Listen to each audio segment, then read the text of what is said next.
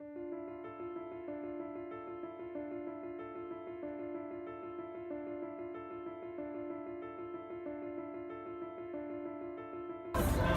peace!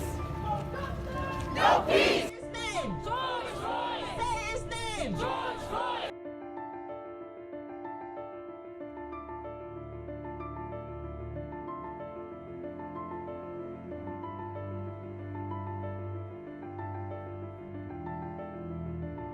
I would not call today's verdict justice, however, because justice implies true restoration. But it is accountability, which is the first step towards justice.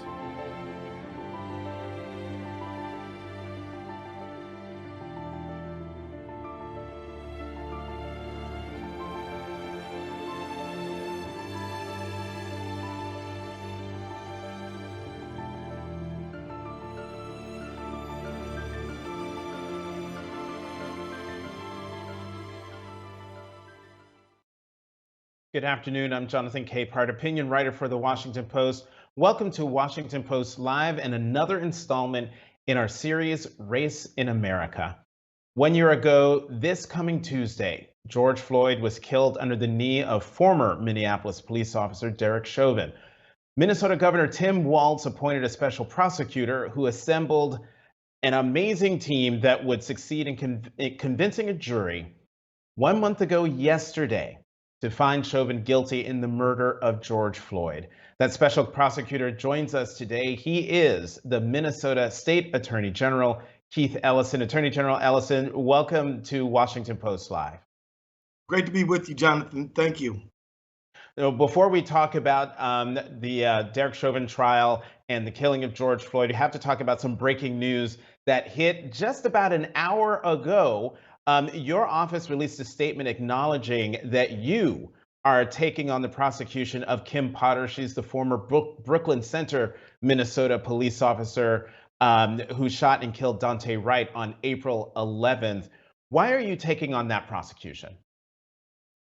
Well, we've been asked to take on the case, and we're willing to do it because we're public servants, and when the public needs service, we step up to do the work we're called to do. And so we're going to handle the case with seriousness, with all due regard for the precious life of Daunte Wright. And we're going to seek justice and a fair trial. And let me just note for everybody, Kim Potter is presumed innocent.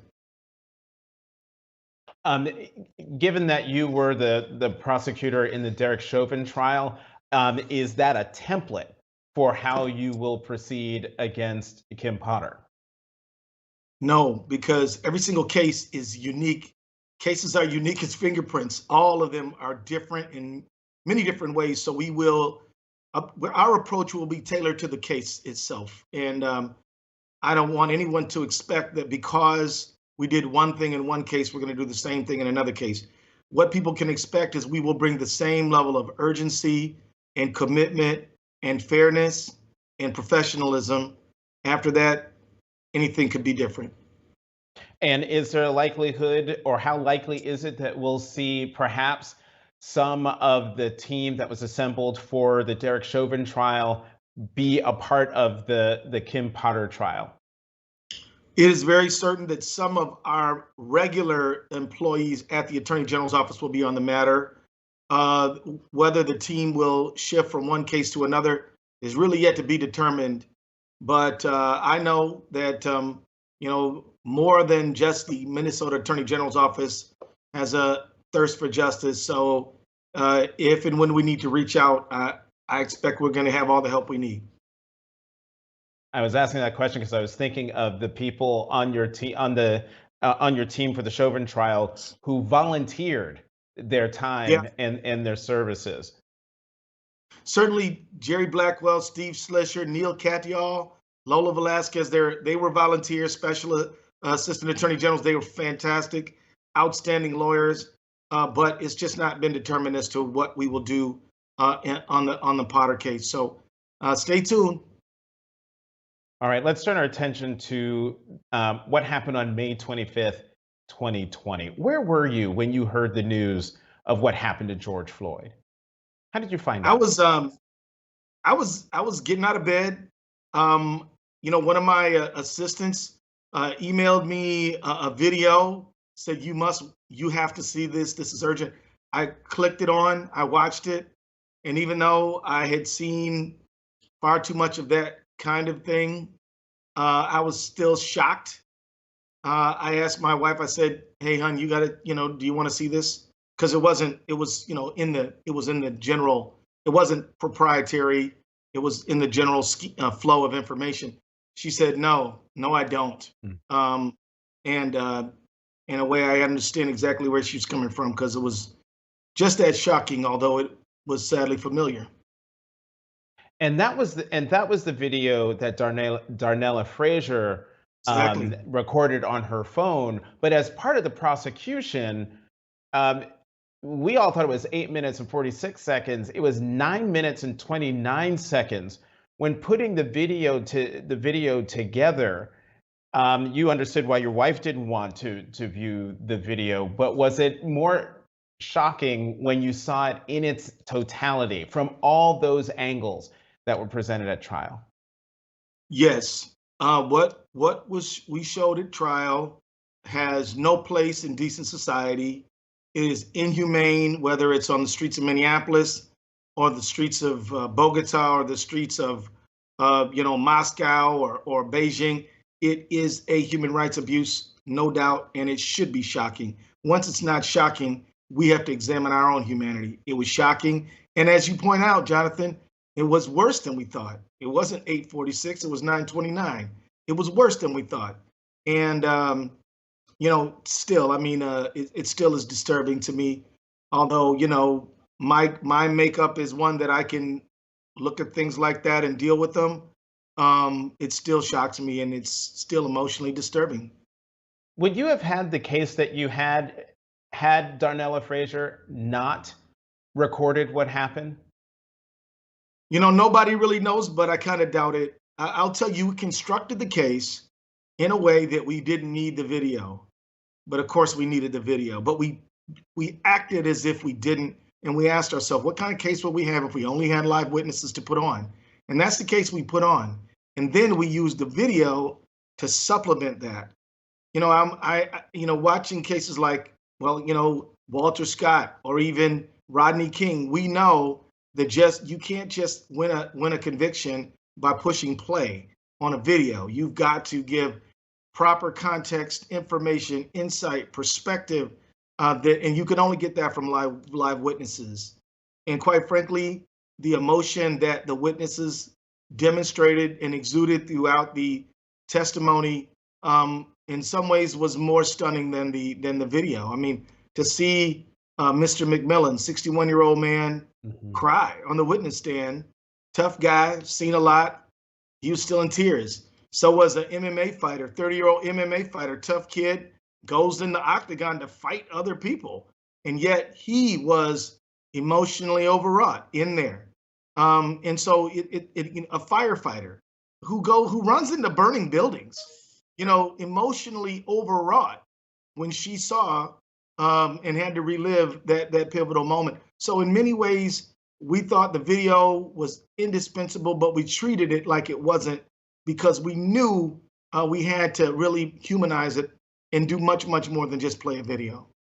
Watching Mr. McMillan's testimony, I mean, my heart just went out to him because I looked at him and I saw uncles of Right. mine. I saw a member of my family up there on the stand. And then of course, Courtney Ross, who, the love she still has for George Floyd, just leapt through the screen before she even said a word. I want to stick with the video that Darnella Frazier took because one of the most important things it did, in addition to recording what happened, but it also revealed the lie that was put in the statement from the Minneapolis Police Department. And it seems to follow a pattern that we have seen of late. You mentioned Walter Scott. That was a situation where the police officer said one thing, the video said another thing.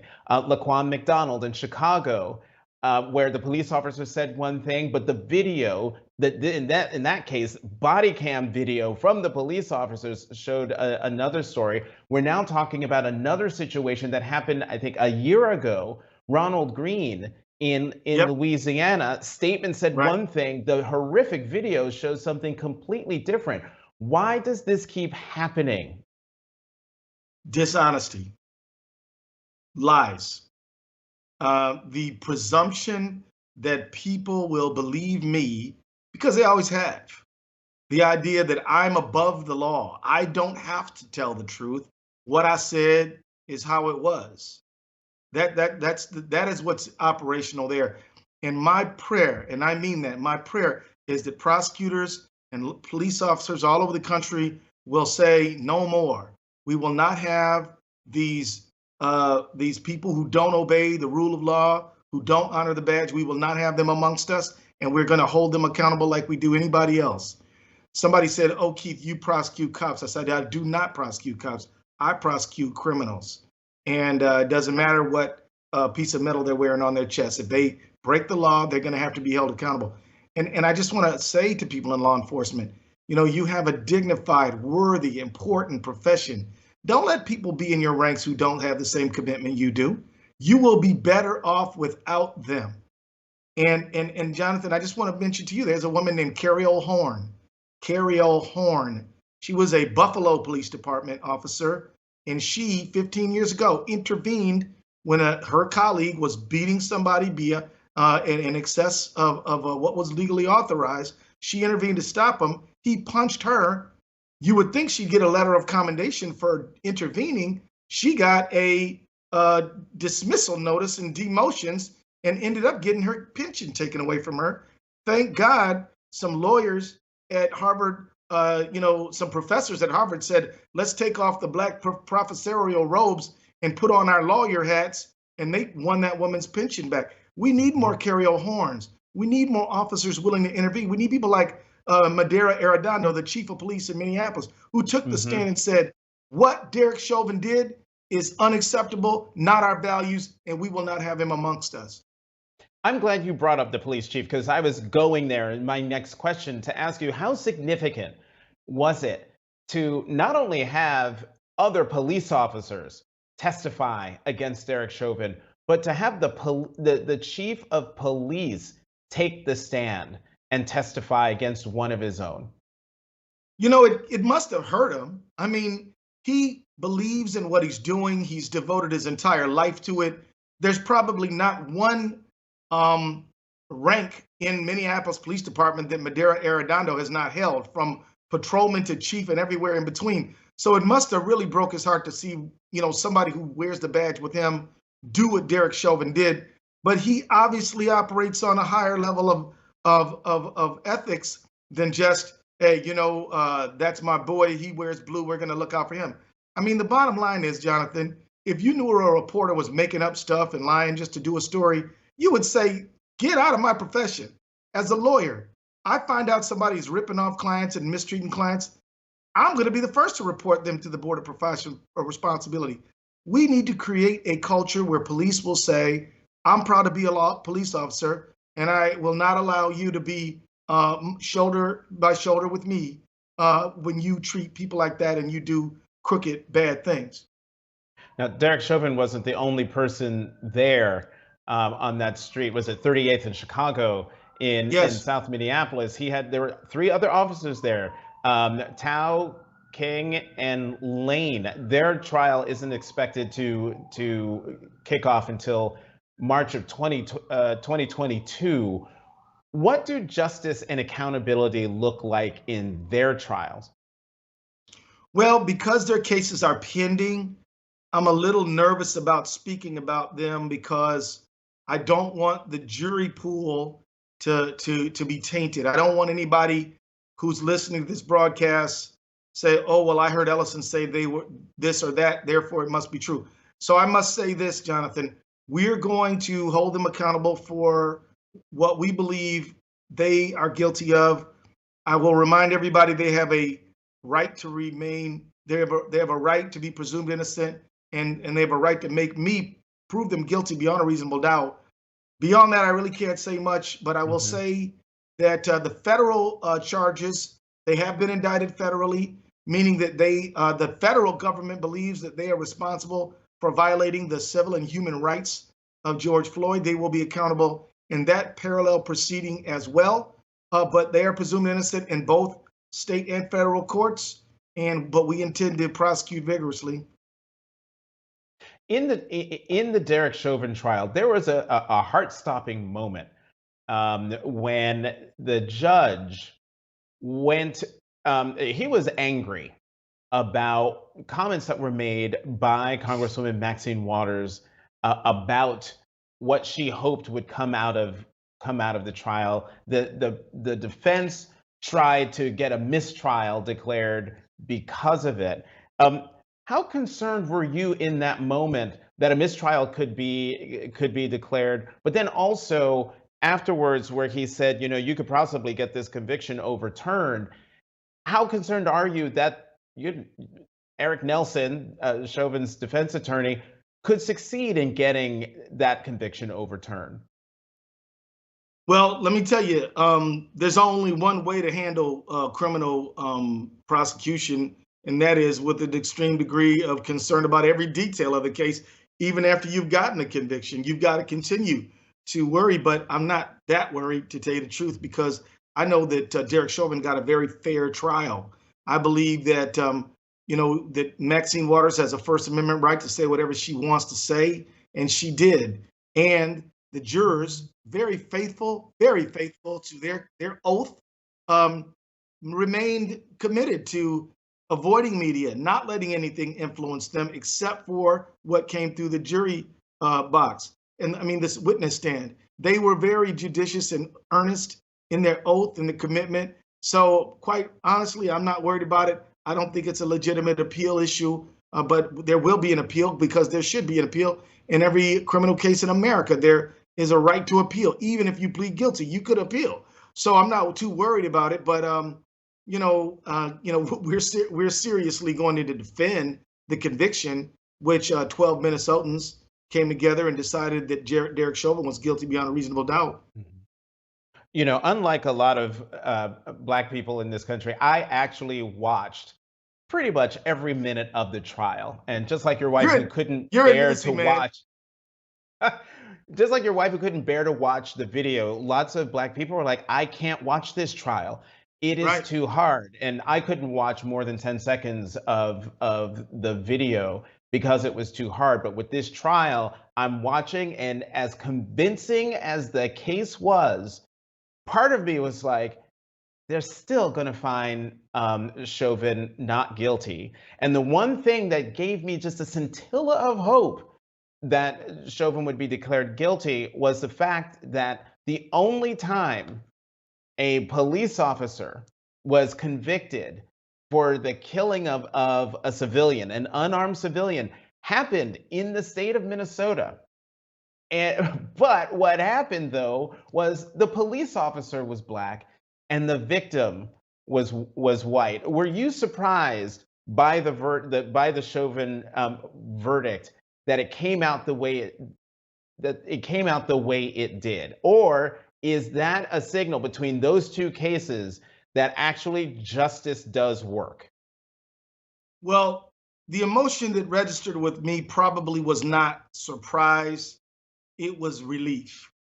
Because honestly, Jonathan, I thought to myself, look, we've got to prove our case. We proved that the killing occurred. We proved who did it. We proved that his actions are the thing that did it. We proved that he didn't have any legal right to do it. We proved it. We brought the witnesses forward. We set them up. We presented our case. We demolished their witnesses, destroyed their witnesses. I think we did. And yet there was still like, okay, we do know Walter Scott. We do know that some cases never even make it to a trial. Eric Garner's case never made it to trial. So many never even get to be in front of a jury. And so those are the things that made me worry. I knew that history was on Derek Chauvin's side. History was on his side. And so I wasn't really surprised at the verdict because I felt we We did everything you're supposed to do, but I also know history, so I was relieved when the verdict came out. And I will tell you, my heart was bumping out of my chest when I got in that courtroom. I was I think I was nervous about it. I was a little anxious about it, but I also believed, and I'll tell you this: I never. I was asked, when did you know you were going to win? And I said, well, when the verdicts were read. But I kind of felt like after the case we put on, how do they come back within 24 hours and acquit? It would take longer than that to hang the jury. And so I just kind of knew we didn't have any big gaping holes in the case. And so I thought that the quick verdict was a good sign, but I wasn't quite heard it read. Well, you were not alone. You were in the courtroom with your heart pounding in your chest. America was waiting, hanging on every word. Now, let's talk about what's going on as a result of the murder of George Floyd and the guilty verdict for Derek Chauvin, and that is momentum to getting the George Floyd Justice and Policing Act passed through Congress. It passed the House. Negotiations are happening now in the Senate. Republican Senator Tim Scott of South Carolina is leading the negotiations on behalf of the Republicans. Do you think there's a bipartisan compromise here that could make it possible for the George Floyd Justice and Policing Act to become law? Absolutely, there is. The case, I mean, not the case. The bill needs to be passed. I got to switch jobs, Jonathan, you know. Right. But it absolutely should be. Here's what I'll say. There's a lot of good things in that bill. It prohibits state, federal, and local enforcement from racial, religious profiling. It requires training on racial, religious, and discriminatory profiling. It requires data collection. It limits the transfer of military-grade equipment. It deals with the issue of holding police officers accountable.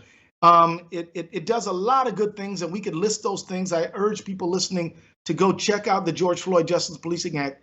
But here's what I will say, and I know a lot of my friends are going to be annoyed with me, but I'm going to say it because I think it's true.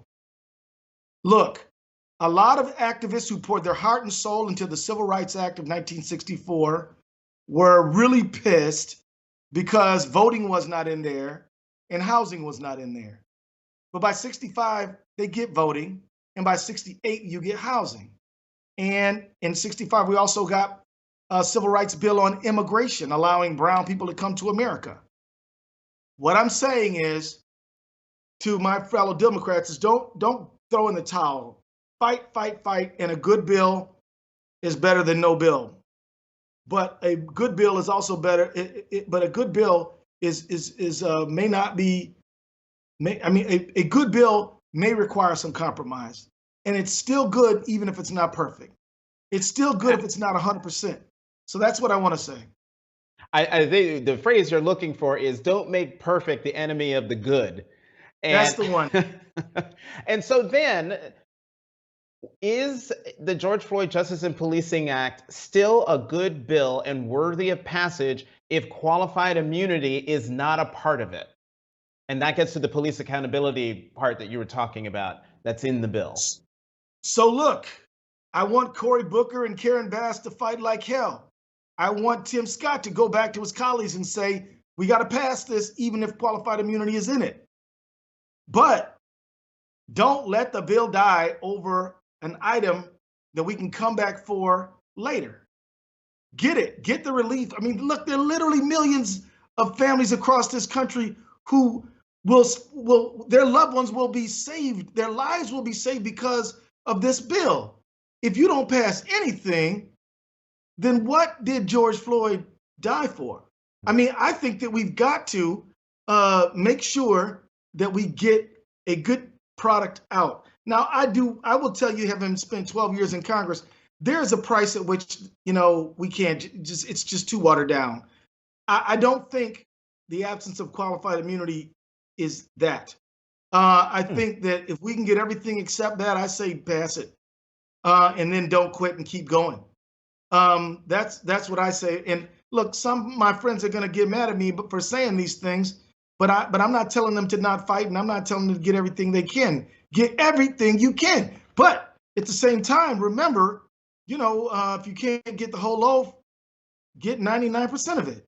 And All right, Attorney General Ellison, just so that I'm clear, if qualified immunity is not in the George Floyd Justice and Policing Act, and that's the one thing that could be done to get it passed, you say Democrats vote for it, pass it, get it done. And then yes, I do say yes. that. I say it. And then I do say it. And keep going. Sorry. And then the second piece of it is because maybe it doesn't have to go that far, because one of the things that's been on the table is for qualified immunity, only stripping it away from the individual police officer and making it possible for people to sue police departments as a way of holding police accountable for their actions. Is that a worthwhile compromise? I think it is. Now, I think that we should get rid of qualified immunity. I think it's a bad doctrine. No legislature ever passed it. It's sort of a court doctrine, and it's a shield for police officers' bad conduct. And so I think it's a bad business. But let me tell you, get that bill through, and if you can get it through, if you can get it all through, get it all through. If you can get a modified version of qualified immunity, get that through. And if you got to give up qualified immunity for now, then get the rest of it through. But by all means, get something good out of this. And that's what I say. Of course, I'm not at the table, and it's a lot harder at the table than it is on television commenting about it. So I'll just defer to my good friends who know what they're doing and know much more about the negotiations than me. Sure, but you also happen to be the attorney general for a state who just successfully prosecuted one of the biggest cases in the country. So your words do have a lot of weight. You said after Chauvin's guilty verdict, quote, "We need true justice. That's not one case. That is a social transformation that says that nobody is beneath the law and no one is above it." What does such a societal transformation look like? It looks like no officer is going to put their loyalty to a colleague above their oath to the badge and the people who they are sworn to protect. It means that we begin the process of decarcerating this massive number of people that we have behind bars right now. It means we put investments in preventing crime and in protecting life, not just in guns and jails and stuff. It means we do some upstream investments. It means we deal with the social and economic determinants of who ends up in the criminal justice system. We say we're going to house the people, and we do it. We say we're going to give the people health care, and we do it. We make sure people are paid properly. We make sure the government says we're going to make sure we can do everything that you have a jobs guarantee. These are the things that we should do. I'm telling you, crime rates would plummet. Violent crime rates would plummet if you took out some of the desperation that so many communities across our country are dealing with. I've got two questions, and I'm going to ask both of these questions, but just so you know, you're going to go overtime. So tell whoever you're meeting with next that you're going to be late. But to your point about— you got to wait. Sorry, Capehart comes first. So here's the question. You mentioned violent crime, and violent crime is spiking in cities nationwide. How should police departments deal with the fears that come with that? Great question. We need to, first of all, do community engagement and try to deal with community conflict and beef with trusted leaders who know the community. So you can say, look, there's a group in Minnesota called Mad Dads. Give Mad Dads some money to go into the neighborhood, build relationships where the hot spots are, and try to mediate some of these disputes before they turn deadly. That is one thing to do. The other thing to do is understand that bad police-community relations means more violent crime. Think about this, Jonathan. If I won't call the police because I don't trust them, if I won't tell the police what I know about a killing or a shooting because I don't trust them, if I just have no connection with them and believe that they're going to bring more trouble than good, then I don't communicate with them. What happens to crime on the streets? It increases. People do bad things with impunity. And whatever you allow to happen, probably more of it's going to happen. Police community trust stops violent crime. Therefore, police accountability is part of our crime prevention strategy because we need people to believe in the police and trust them, and that requires the police to treat people right. So those are just a few thoughts. Attorney General Ellison, I want to end with this quote from Viola Fletcher. She is the oldest living survivor of the Tulsa race massacre. She testified before Congress this week. I believe it was yesterday or a couple days ago. And here's what she said, quote, "Our country may forget this history, but I cannot, I will not, and other survivors do not, and our descendants do not. I am 107 years old and have never seen justice." My question to you, Attorney General, is it possible to see justice if so many either don't see or outright ignore injustice? No, it's not possible. We need more people to see injustice and to correct it. And what I will say is that there was a little girl whose name is Judea. I won't say her last name because she's a juvenile. She was 9 years old when she witnessed Derek Chauvin murder George Floyd. Imagine that little girl 100 years from now testifying on what she had to live through and what she had to see. We need to make an earnest commitment, people of all colors, cultures, and faiths, to create equal justice in America. That job has to start now, and we cannot turn away or turn back. History is watching us. Minnesota State Attorney General Keith Ellison, we are way out of time, but thank you so very much for coming to Washington Post Live. Thank you, Jonathan. Keep up the great work. Thank you very much. And as always, thank you for tuning in. The next installment in our Race in America series will feature the Post's Michelle Norris in conversation with Academy Award-winning filmmaker Barry Jenkins about his powerful new series, The Underground Railroad.